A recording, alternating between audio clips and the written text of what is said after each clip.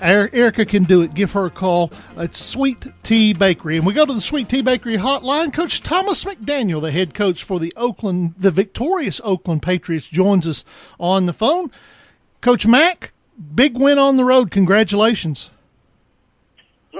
Let me wipe my mouth. I'm drooling over here listening to you talk about banana pudding. But it was definitely a big win for us. I need to go to the Sweet Tea Bakery or whatever it is you're talking about, because that banana pudding sounds good right now. Well, and you are correct, Dennis. It is a lot better than porridge on the weekend. I'm telling you. Hey, buddy, listen.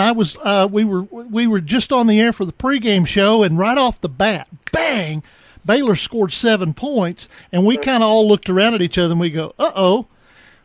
But after that, it seemed like that you kind of handled it pretty well. Is that what happened? Yeah, I mean, first and foremost, Baylor's a dang good football team. We were catching them at a bad time after they had a big win last week over rival McCallie, and they looked very good last week against them. So we knew going in it was going to be a difficult game for us. I felt like I don't get on those forums, but I get to hear about things from other people, and everybody gives me their opinion. And everybody thought we were going to kill Baylor, and I don't know where that came from, but Baylor's very good, and their quarterback is good, and they've got 3 or 4 really good offensive weapons, and they went down the field and scored. I would say the silver lining on that whole deal was defensively they got us in a bind some early. They scored right away. It's our fall break, on the road, their homecoming, all that stuff, and we never panicked. Our defense got back on the sideline. We made adjustments, and then really after that, we shut them down the rest of the night. So very proud of our defense adjusting and handling that on the run. And offensively, I knew going into that, to their defense, what they do schematically, they were going to cause us some problems. And once we settled down and got in the groove, we scored late in the second quarter, make it 16 to 7. And, we never really stopped after that. I thought we dominated the second half of the game. Should have scored late, but we don't get into, I don't care too much about all the scoreboard stuff. The bottom line is we played well. We got some stuff we got to correct, obviously, but beat a good football team on the road, so we'll take it. Yeah, and you gotta feel good about that. I mean, that's a long bus ride, and it looks like your kids handled it. I guess you didn't ride down on the cheese wagons, did you? Oh no, we can't put our kids on the cheeses, but you can't do anything to toughen them up anymore. You gotta make them softies, but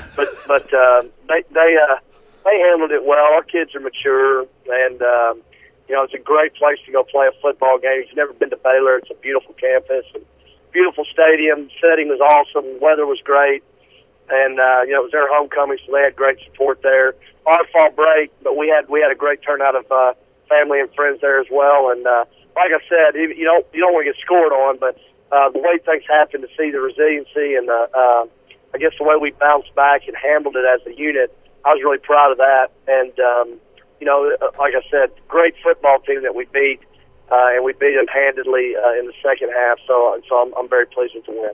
One of the themes has been, and I've seen this on Ty Nix's Twitter feed, is the fins up defense. Do you still have the Ginger Bandit as your defensive coordinator?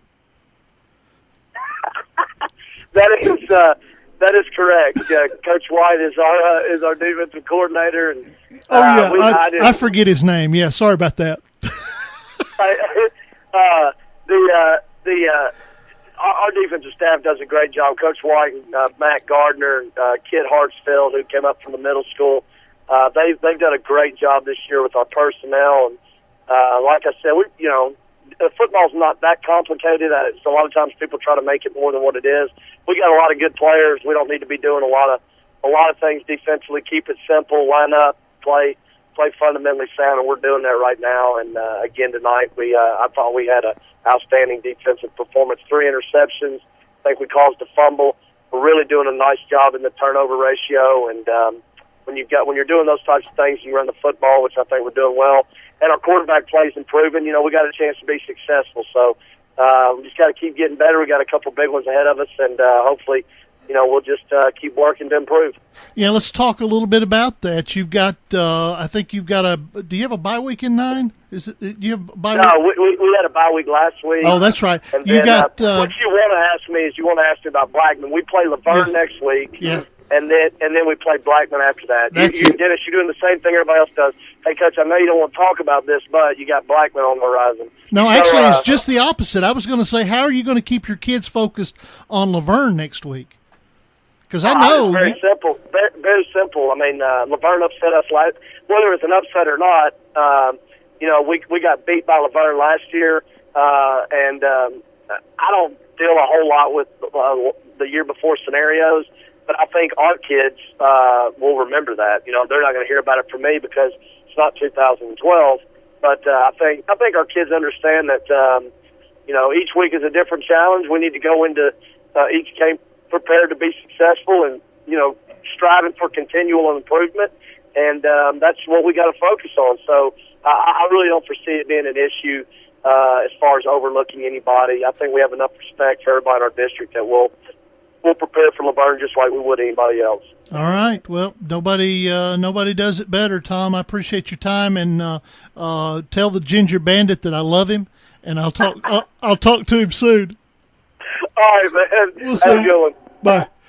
That's Thomas McDaniel, the head coach for the Oakland Patriots, and he and Chris White, and I've got some friends of mine in the Moore County camp. And they were, one of their comments to me was, hey, make sure that you send a shout out to Thomas McDaniel and Chris White. They spent a couple of years down at Moore County, and they credit them for kind of making the turnaround in the Moore County, for starting the turnaround in the Moore County program. And Thomas McDaniel does it. He does it good. He does a great job, and tickled to death for the success that they're having up there at Oakland. And they improve, I guess, 7-0 now.